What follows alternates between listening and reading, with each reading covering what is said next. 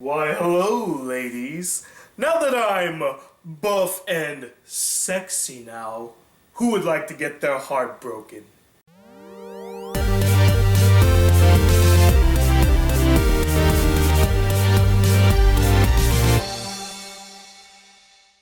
Hey guys, the Black Critic Guy, and I'm here today to review the anime Masamune-kun no Revenge.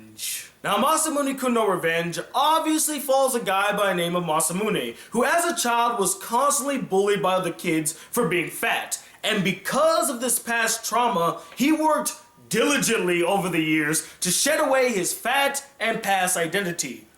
Which ends up working, as now he's one of the hottest and most popular guys in his high school. He later discovers that a girl from his past whom he liked but got his heart broken by, an ice queen by the name of Aragaki Aki, also attends the school, and he comes up with the brilliant idea of getting revenge on her by making her fall in love with him and then breaking her heart the same way that she broke his. And considering that this is a harem rom-com, I think we can all surmise how this is all going to end. Now, a couple of you asked me to watch and review this anime, which I was more than willing to do, especially since it fell under my favorite genre, romantic comedy.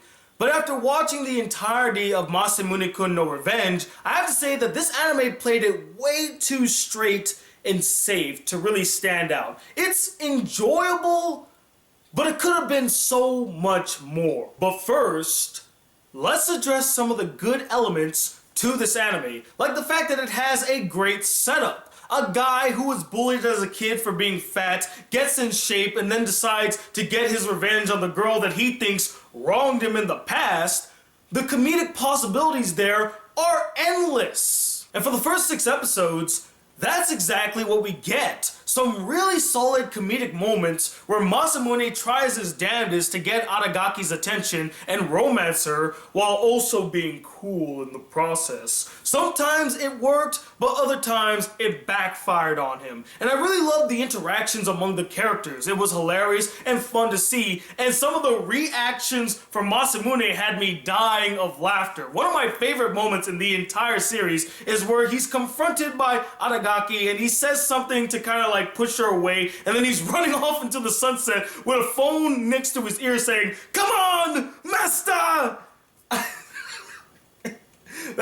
That moment was so freaking hilarious. It was priceless. One of the best comedic moments in the entire series. And there were also a handful of cute romantic scenes, which as a romance junkie, I could not get enough of these scenes. They're just so sweet and adorable, especially the first time that Aragaki and Masamune get close with each other. I'm like, kiss, kiss, kiss, kiss the girl. There were a couple fun, zany, and memorable characters sprinkled throughout the anime that I thoroughly enjoyed and left a lasting impression on me. My favorite of the bunch, and arguably the best girl in the anime, was Yoshino, Aragaki's slave. What? That's exactly what she is, and she's forced to serve Aragaki's every whim, no questions asked, and without any pay? What does that sound like to you? That sounds like a slave to me, and apparently her family has been serving Aragaki's family for years? That is insane. I can't believe they just accept that. But hey, you know, that's just the world of Masamune-kun no Revenge, and I can accept that. And I'm glad that we got this type of character, because she was a hoot. I loved her cold, unfeeling nature and her stoic deadpan delivery. Always got a laugh from me. It was always fun to see this character interacting with other characters, especially her interactions with Masamune-kun. In fact, her relationship with Masamune was one of the highlights of the series. And although it wasn't really romantic in nature, I did like how platonic it was and how they helped, or how she helped Masamune out to get her revenge, which in turn was her indirect way of getting her own revenge against Aragaki. I also got a kick out of Aragaki's clique, or should I say her protectors, who play a much more prevalent role in the latter part of the anime, where they try to prevent Masamune from getting any closer to Aragaki, which I thought was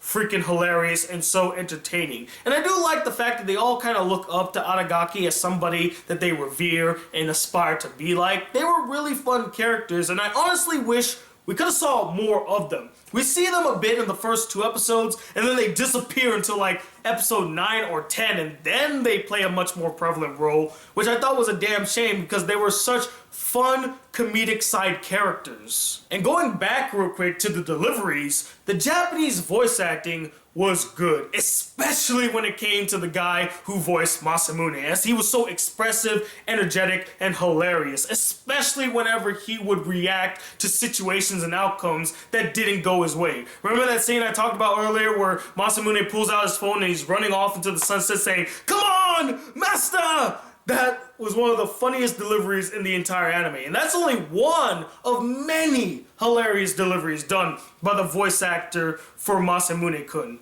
In fact, I just found out that Funimation did an English dub for it, and guess who voices the main character, Masamune? One of my all-time favorite voice actors working today, Josh Greeley. I might just watch the English dub just to hear his performance, because I know it's gonna be a knockout. But despite all those good things, the anime still suffers from a lot of problems. One of the biggest ones is that the anime does a really poor job at making the main character, Masamune, come off as sympathetic. Now, I'm not saying that I hate Masamune and that he's a bad character. He's funny, interesting, and has some charm to him that keeps me from despising him. But I'm not fully on board with the character's actions throughout the anime and his overall revenge scheme, especially after episode 10, which has a bit of dramatic irony to it where we learn the truth about a character's feelings and past that Masamune has no clue of, which I thought was pretty genius and could have worked on a comedic level had the execution been handled properly. The problem is that the execution wasn't handled properly, and it doesn't help Masamune's case. It kind of paints him as a self-centered, oblivious jerk. And it doesn't help that the character is very narcissistic and arrogant throughout the entire anime and doesn't really show much empathy for other characters. And I believe one of the big factors responsible for this lack of sympathy and investment in the revenge is that there is very little light shined on Masamune's past and his relationship with Aragaki all those years ago. And sure, we're given a few tiny glimpses into their past here and there, but not enough to paint the full picture. And it's really hard to buy the narrative of a story when there's so many pages missing. And yes, before any of you say it, I understand that they did this intentionally to hide the truth of their relationship, which isn't really hard to surmise if you've seen any romance anime in the modern day. But highlighting more parts of their past would give us more clarity, help the audience understand more, see the perspective of both characters. Another problem I found was with the character Neko. Now, I don't necessarily dislike this character. I mean, she was tailor-made to be as likable, innocent, and adorable as possible.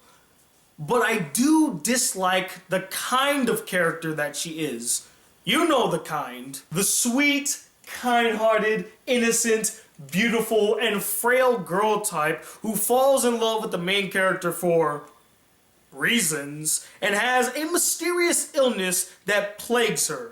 I'm just growing sick and tired of this character trope. They're too good to be true, they lack any sort of dimension, and they just aren't riveting as love interests. They're really boring. Not only that, her little backstory delving into how and why she fell in love with Masamune was such weak sauce. It wasn't believable, and I didn't buy it whatsoever. Added to that, the little melodrama dealing with their character in the middle of the anime was so out of place in this straight up comedy and has no impact on the overall story. Nothing is gained from this melodrama, nothing is gained from this experience, no character growth ever happens, it just comes off as really pointless. Not only that, we kind of completely ignore that it ever even happens and go right back into the comedy. So why do we even have that in this anime? Because it led to nothing. They really dropped the ball with one of Masamune's love interests, Futaba. She had the potential to be a great, enthralling, and likable love interest for Masamune, and actually did something very unique by confessing her feelings early on. But the character is relegated to mere side character status. She's rarely in the anime, barely spends any time with Masamune, and mostly just shows up for comedic bits. What a shame. I actually thought this character could have been something worthwhile. And in the English dub, she's voiced by Yakumo herself, Caitlin Glass. She should have played a much bigger role in this anime, yet we barely see her. We only get to see Masamune spending time with Aragaki, his master, and Neko. If you just replaced Futaba with Neko, I think I would have enjoyed this anime a bit more, especially because Futaba seemed like a much more interesting character. And don't even get me started on this deceiving bastard. And finally, the anime's ending was extremely underwhelming and very upsetting. Not only are many things left unresolved, annoyingly so I might add, but there's no real progress to the story and characters by the very end. In fact, it feels as though the anime hit the reset button and now we're back to square one. Really? Then what was the point of sitting through all 12 episodes if we're just gonna be back at the beginning again? That's so annoying! And what the hell was that last shot supposed to mean? Dead or love?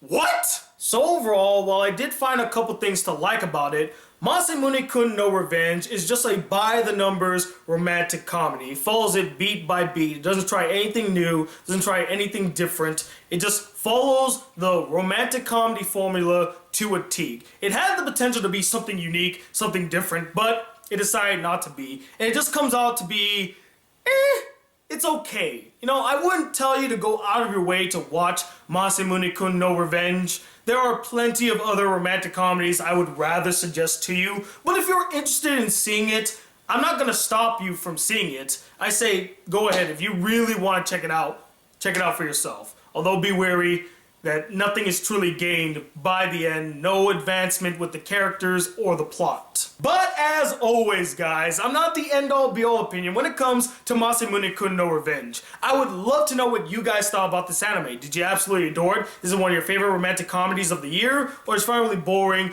dull, average, run-of-the-mill, you just couldn't get into it? And let me know, what is your favorite revenge scheme in an anime? Comment below, let me know, and stay tuned. I do plan to do a live chat tomorrow at 10 p.m. Eastern Standard Time. It's going to be a very, very important live chat. You're not going to want to miss it. I am going to try to watch Baby Driver and Despicable Me 3 this weekend so you guys can get those reviews out. And I am going to be starting a new anime review real soon. In fact, it's going to be a special anime review, and you guys might actually win something from this anime review. Wink, wink, wink, wink, wink, wink, wink. Yeah, you get it. But anyway, till these videos come, guys, if you'd like to support the Black Critic Guy just a smidge more, why not donate to my Patreon account? There's a link in the description. And if you'd like to send me any fan letters for me to read, send it to this P.O. box right up here. And finally, if you'd like to be a part of the Black Critic crew and not miss out on a single awesome video on this channel, please hit that subscribe button below, like this video if you really enjoyed it, and I'm talking about a second.